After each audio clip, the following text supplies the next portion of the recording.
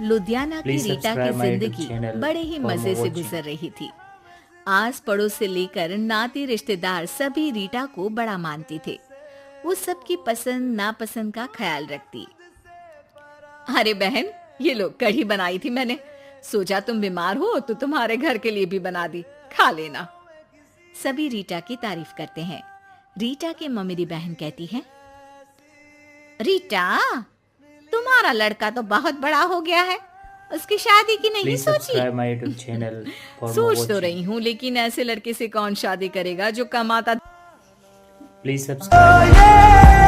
संजोग है ये हम ये जिंदगानी तो है, की तू उसे समझाकर कहानी किसी काम तक कैसे नहीं लगाती। मोड़ पे अरे क्या हुए करूं बहन, खुद से समझाती तो बहुत हूँ, पराए लेकिन समझता हम है नहीं। किसी किसी से तरह कहीं काम पर ना लगा भी दो तो जोड़ 2-4 के दिनों में ही काम छोड़कर हजारों वापस में आ जाता है। किसी कहता है खुद का काम करना है।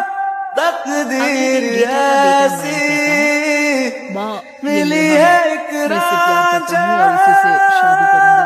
और हीर लेकिन नेहा बेटा, ये तो जैसी काम ही नहीं न करता, जाने तुम ये खाओगी क्या? जमाना माँ जी, आप जो खाएंगी वही मैं भी खा लूंगी, लेकिन शादी तो मयंक से ही करूंगी। रीटा नेहा और मयंक की शादी करवा देती है। हे जी, देखिए तो ये हमारा भाग्य है कि शहर की इतनी प्यारी पढ़ी लिखी लड़की हमारी बहू बनी। हाँ रीटा, सही बोल रही हो, वरना कौन बिना काम धाम के लड़के से शादी करता है।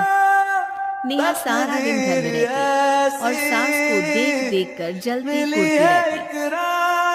अरे नेहा, तू तो बहुत लकी है जो इतनी अच्छी सास मिली, माँ की तरह तेरा ख्याल रखती है। नेहा बिना मन के हंसकर निकल जाती है।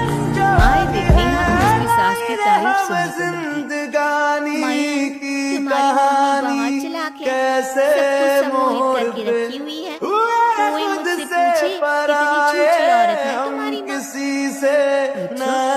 कैसी क्या झूठ बोल रही थी? अरे जिसे देखो वो कहता है तुम किस्मत वाली हो कि अच्छी सास मिली। क्या तुम लोग किस्मत वाले नहीं हो जो मैं मिली तुम लोगों को? अरे लेकिन यार, तुम्हें तो कोई जानता नहीं ना, तुम्हें तो लोगों को समझाना पड़ेगा कि तुम भी उतनी ही अच्छी हो जितनी की माँ है। उतनी? ना जी ना, मैं तुमसे कहीं ज्यादा समझदार हूँ। नेहा अपनी माँ को फोन कर सारी बात बताती है। अरे देख, इसे सबके सामने अपनी सास को गलत साबित करना होगा।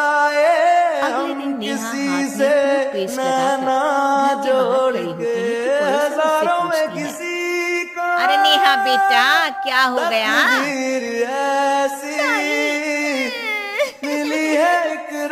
क्या बोलूं मैं? मेरी सास से मत कहना ताई जी, मेरी सास ने गुस्से से जला दिया। मैं नहीं मानती, रीटा तो बड़ी ही भली औरत है। मेरा पति कोई काम नहीं करता ना, सारा दिन ताने देती रहती है, कहती है तुझे खाना तभी दूंगी जब घर का सारा काम करेगी। पड़ोसन को नेहा पर तरस आ जाता है। वो सब जगह नेहा की कही बात फैला देती है। एक पड़ोसन दूसरी से कहती है, रीटा तो बड़ी ही खराब औरत निकली। हाँ हाँ, देखो तो कैसे बहू पर जुल्म करती है। नेहा के घर रीटा की भाभी आती है। अरे मामी जी नमस्ते, कैसी हैं आप? मैं तो ठीक हूँ बेटा, कहाँ है रीटा? घर में नहीं है क्या? उसे तो मैंने कहा था कि मैं आ रही हूँ। अब क्या बताऊँ मामी जी, मुझे तो डॉक्टर के पास जाना था, लेकिन फिर भी मैं रुकी कि आपको घर आना है। मम्मी जी को तो कोई फिक्र ही नहीं है।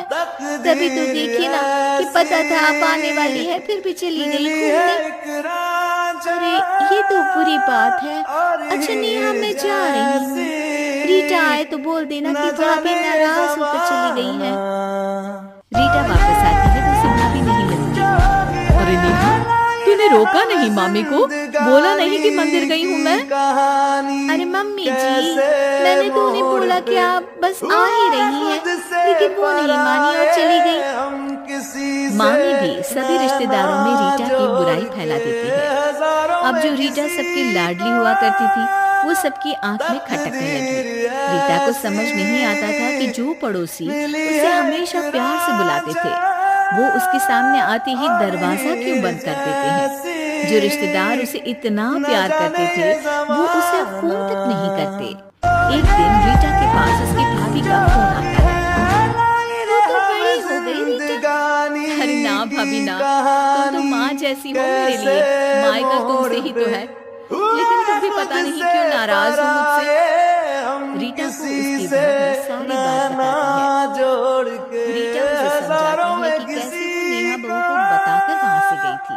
दोनों के बीच गिला शिकवा खत्म हो जाता है। रीटा समझ जाती है कि नेहा ने ही उसकी बुराई पड़ोसियों से भी की होगी।